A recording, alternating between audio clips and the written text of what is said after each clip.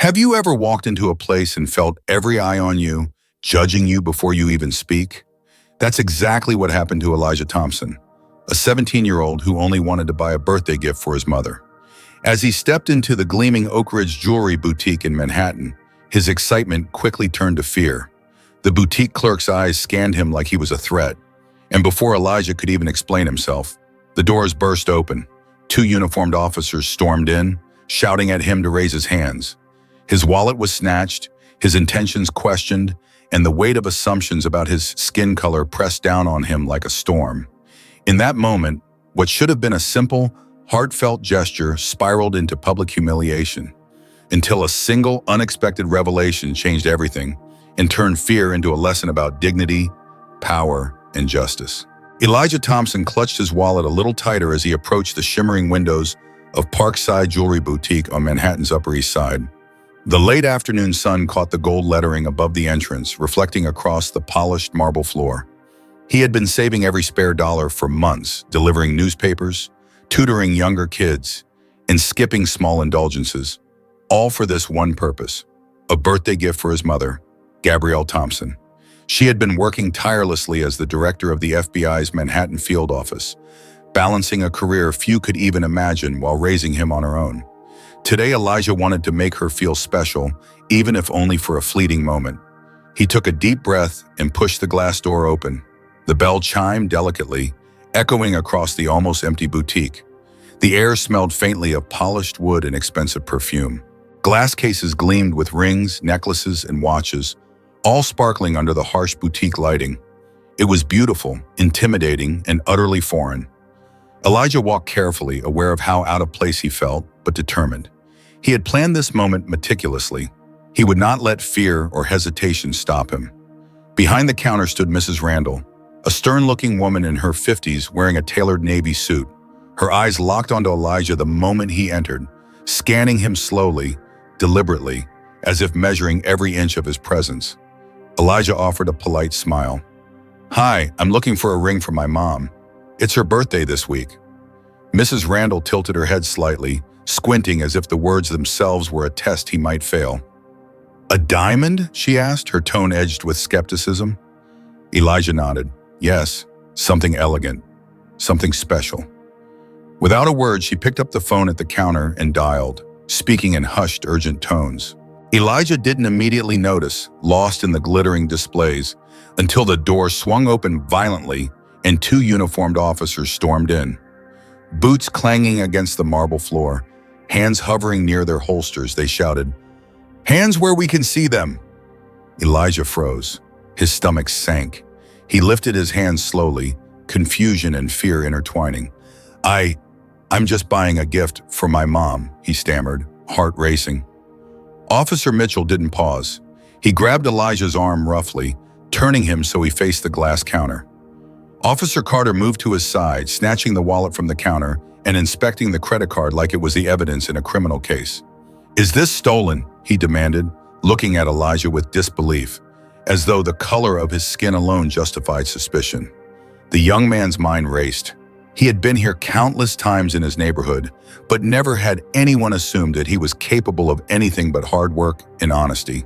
The boutique, once a place of possibility and excitement, now felt like a trap. The glances from the few customers outside were indifferent or curious, but Elijah felt every judgment, every whispered suspicion pressed down on him. He wanted to disappear, to vanish into the city around him. "Sir, this is my card. I saved up for this," Elijah tried to explain, voice shaking. Officer Mitchell scoffed. "Sure, kid. You've got a lot of nerve walking in here like you belong." Elijah felt a flush of anger mingled with fear, but he held his tongue. He had rehearsed this moment in his mind countless times, but never imagined facing suspicion and humiliation for simply existing. Then Officer Mitchell picked up Elijah's identification and read it aloud. The air shifted instantly. "Gabrielle Thompson, daughter of?" His voice faltered. Officer Carter squinted at the ID, realizing in disbelief what he was holding. Their earlier confidence dissolved into stunned silence. Gabrielle Thompson, the director of the FBI's Manhattan office, was his mother. Time seemed to slow. Elijah's pulse thundered in his ears as the officers looked at him and then at each other, color draining from their faces. The authority they wielded moments ago had evaporated completely. From the entrance of the boutique, a commanding presence filled the room. Gabrielle Thompson walked in, every step measured, exuding control and calm that contrasted sharply with the chaos the officers had created. Her eyes locked on Elijah first, a faint smile brushing her lips, tinged with relief. Then, without raising her voice, she addressed the officers. "Explain what is happening here." The words were low, precise, carrying the weight of years of experience, enforcing justice in the unmistakable tone of a mother ready to defend her child. Officers Mitchell and Carter stammered, unable to offer a coherent explanation. Mrs. Randall, who had orchestrated the call to the police, froze. Her earlier air of superiority vanished, replaced by fear and guilt. Gabrielle's gaze swept the boutique like a lighthouse beam, illuminating every misstep, every wrongful assumption. Elijah felt a swell of emotions, relief, pride, indignation, and a fierce sense of vindication. In that moment, the boutique's glimmering displays, the cold marble floors, the intrusive attention of the police, all of it became a stage where his dignity was being restored. Gabrielle stepped closer, placing a hand lightly on his shoulder, a silent gesture of reassurance. The tension did not dissipate entirely. Gabrielle's presence demanded accountability. The officers were to be held responsible. Mrs. Randall could not evade the consequences of her prejudice. Elijah watched quietly, absorbing the power and presence of his mother. He realized that the world might judge him for his skin, that biases would exist, but there were forces, like the love and authority of his mother, that could turn fear into justice. The boutique, once a place that made him feel like an outsider, now felt transformed. Each step Gabrielle took commanded respect. Each glance reminded Elijah of his own self-worth. And for the first time in that tense afternoon, he felt the possibility of normalcy return. His mission was not complete yet. He still had to choose the perfect ring. But the humiliation and fear that had shadowed him were beginning to fade, replaced by courage and resolve. Elijah's hands, still trembling slightly, reached for his wallet once again. He was determined to finish what he had come to do, not just for a gift, but as an assertion of his dignity. The boutique no longer felt like a place that judged him unfairly. It was a space where he could reclaim agency and prove that no one's assumptions could define him. Have you ever experienced a moment where people judged you unfairly because of your skin color or background? The air inside Parkside Jewelry Boutique was thick with tension. Officers Mitchell and Carter stood frozen, their earlier confidence obliterated by the sudden revelation of Gabrielle Thompson's identity. Elijah felt the shift immediately, a wave of relief washing over him, but beneath it ran a jittery current of adrenaline. He knew that the humiliation he had endured moments ago would not fade so easily from memory. The officers' gazes flicked between him and his mother, fear etched into every line of their faces. Gabrielle's presence was magnetic and commanding. She didn't need to raise her voice. Her eyes alone seemed to carve through the uncertainty in the room. "Explain," she said evenly, fixing Mitchell and Carter with a stare that made them shift uncomfortably under her weightless authority. "Why was my son treated like a criminal in his own city?" Officer Mitchell swallowed hard, attempting to find a justification. We received a report, ma'am," he started stammering, "that a suspicious individual was inside your store. We thought—" His words trailed off as he realized that any explanation he offered would crumble under Gabrielle's unwavering gaze. Mrs. Randall, the employee who had called the police, trembled behind the counter. She had expected control, expected to act with authority, but the power she assumed she held evaporated instantly. Her face was pale, her hands clenched around the phone like a lifeline that had betrayed her. Gabrielle's eyes swept over her, icy and precise. The woman could feel the weight of judgment pressing down, heavy and unrelenting. Elijah stepped slightly forward, his voice hesitant but steady. "Mom, I'm okay," he said. He wanted to assure her but also remind himself that he still had agency, that he had survived this encounter. Gabrielle's lips curved in the faintest acknowledgement of his words, a silent recognition of his resilience. Gabrielle turned fully toward the officers. "Do you understand what you have done?" she asked, her tone measured but deadly serious. "You humiliated a young man in public, solely because of assumptions about his appearance. You abused the authority entrusted to you, and you will answer for it. Mitchell and Carter exchanged nervous glances. The arrogance that had filled them moments ago was gone, replaced by the stark realization that they were in way over their heads. Officer Carter's hands twitched near his holster, a futile attempt to reclaim control that no longer existed. Gabrielle's reputation, her command, her authority, it eclipsed their own, and they could feel it like a physical pressure in the room. Elijah, standing beside his mother, felt a mixture of empowerment and lingering fear. Every second that passed reminded him that the world often judged him first and asked questions later. He had experienced prejudice before, but never with such immediacy, so starkly, in a setting where he simply wanted to show love for his mother. The incident was a sharp, burning reminder that bias could intrude into any corner of life, no matter how careful you were, no matter how legitimate your intentions. Gabrielle's gaze returned to Mrs. Randall. "You," she said, pointing lightly but unmistakably, "step forward." Mrs. Randall hesitated, then moved, shrinking under the intensity of Gabrielle's scrutiny. "You made an assumption, and you acted on it without verifying anything. You do understand the consequences of your actions?" Gabrielle's words were calm but precise, each one striking like a hammer. Mrs. Randall swallowed, attempting to respond, but her voice faltered. I thought it was the right thing to do," she murmured. Gabrielle held up a hand, silencing her instantly. The right thing to do would have been to treat him like a customer, not a criminal. Nothing else is acceptable. Daniel Harper, the boutique manager, stepped forward nervously. He had watched the entire situation spiral out of control, aware that his store's reputation was now hanging by a thread. "Ma'am, I apologize," he stammered. "This should not have happened. The employee will be disciplined, and the officers, I'll make sure it's addressed immediately." Gabrielle nodded, but her eyes never left the two officers. "You will remove both officers from duty until a full report is filed," Gabrielle stated, her voice unyielding. "And I expect a complete account of how my son was treated, how assumptions about his skin led to this abuse of authority. You are to understand that power carries responsibility, and failure to respect it will not be tolerated." The officers were visibly shaken, sweating under the weight of Gabrielle's words. The boutique, once a place that had felt intimidating and hostile to Elijah, now seemed almost sanctified, a space where justice was being restored.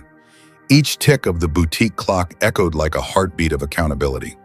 Elijah felt a surge of pride and relief. His mother's presence had transformed fear into security, humiliation into vindication. Still, there was work to be done. Gabrielle's eyes flicked to Elijah, reading the lingering tension in his posture. "Are you hurt?" she asked softly. "Do you need anything before we handle the rest?" Elijah shook his head, swallowing the knot in his throat. "I'm okay, Mom. Just tired of being treated like I don't belong." Gabrielle reached out, touching his shoulder lightly, grounding him. "You do belong. And no one, not a stranger, not a store employee, not a police officer, can ever take that from you." Elijah felt the weight of those words sink in. For the first time that afternoon, he exhaled fully. The boutique, once a place of fear, had become a stage where dignity was reclaimed. His mother's authority and presence had rewritten the narrative not just for him, but for everyone who had judged him unfairly.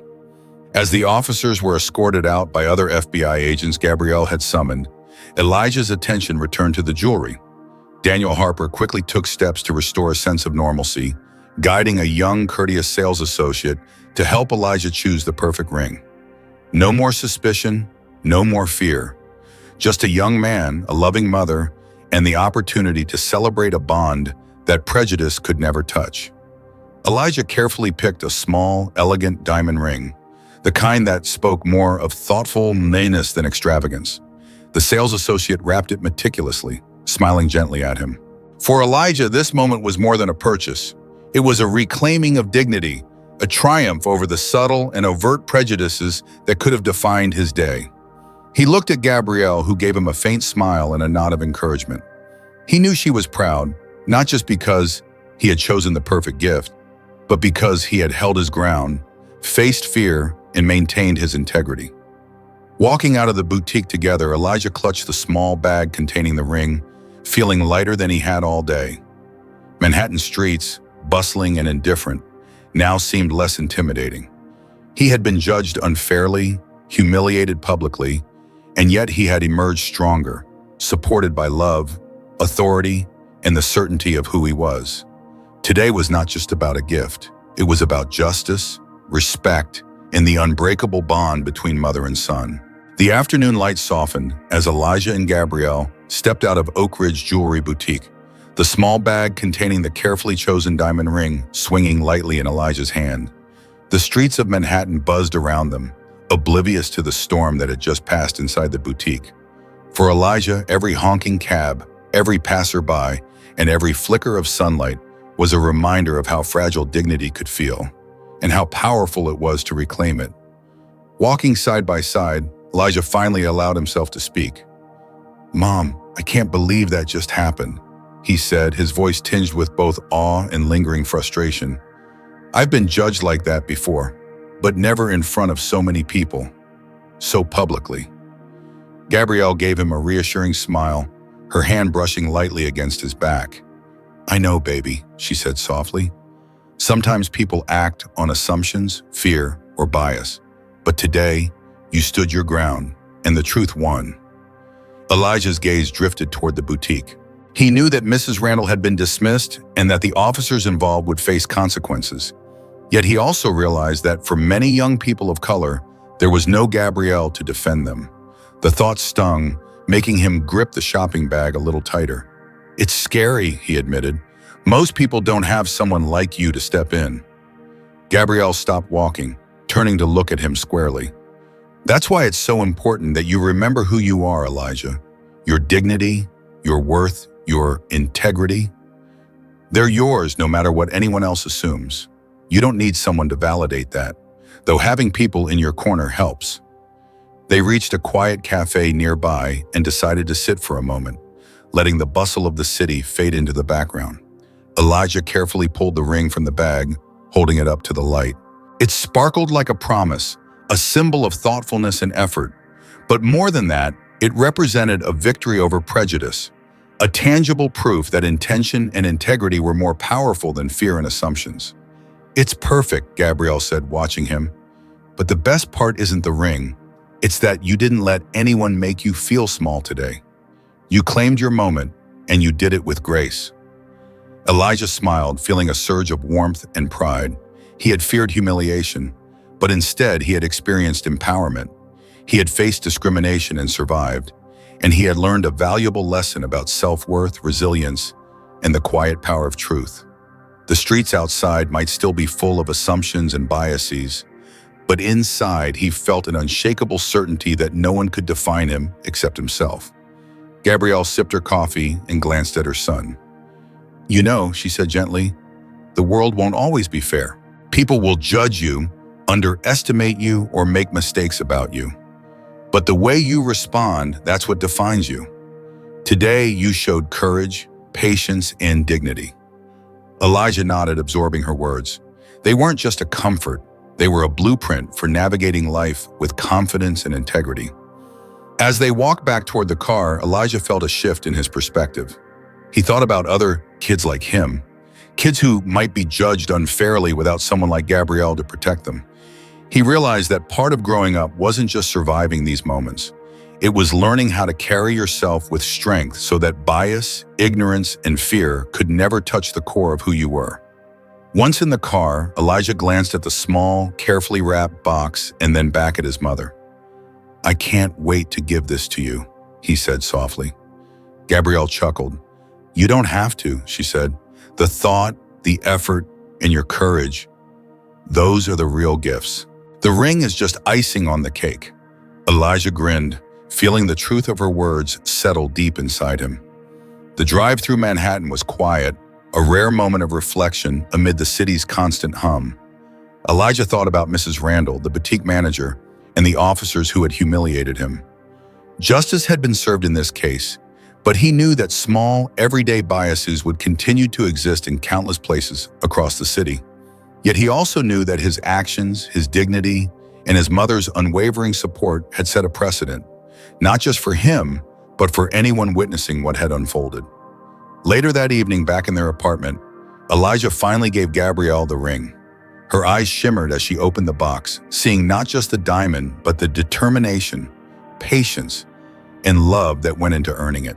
She hugged him tightly, holding him close as if to anchor him after the tumultuous day. "This is more than a ring," she said, her voice warm. "It's a reminder of who you are and how strong you have become." Elijah felt a rush of relief and pride. He had faced public humiliation, fear, and bias, and yet he had come out stronger, more aware, and more self-assured. He had learned lessons about integrity, courage, and self-respect that no amount of prejudice could erase. And he had done it all in a city that often felt indifferent, sometimes hostile, yet full of possibility when met with truth and resilience. As the night settled over Manhattan, Elijah and Gabrielle sat together reflecting on the day's events. They knew that bias and discrimination would never fully disappear, but they also knew that standing firm in dignity, demanding respect, and supporting one another could make all the difference.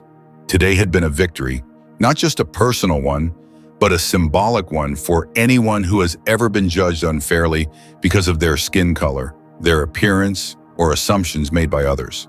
Elijah looked at his mother and smiled. "Thank you for always having my back," he said quietly. Gabrielle's eyes glimmered. "Always," she replied. "And remember, no one can take your dignity away unless you let them. Today you claimed it, and you'll carry that strength forever." In that quiet, victorious moment, Elijah felt a profound sense of empowerment. He knew that life would continue to challenge him, but he also knew that he had the courage and the wisdom to face it head on. For him, for his mother, and for everyone who had ever been judged unfairly, today was a testament to resilience, justice, and the unshakable power of integrity. Do you think Elijah handled the situation the right way? How would you react if you were judged unfairly in public? Which part of this story impacted you the most, and why? If you enjoyed this story, type 111 in the comments and let us know which country you are watching from. Don't forget to share this story with someone who needs to hear it today.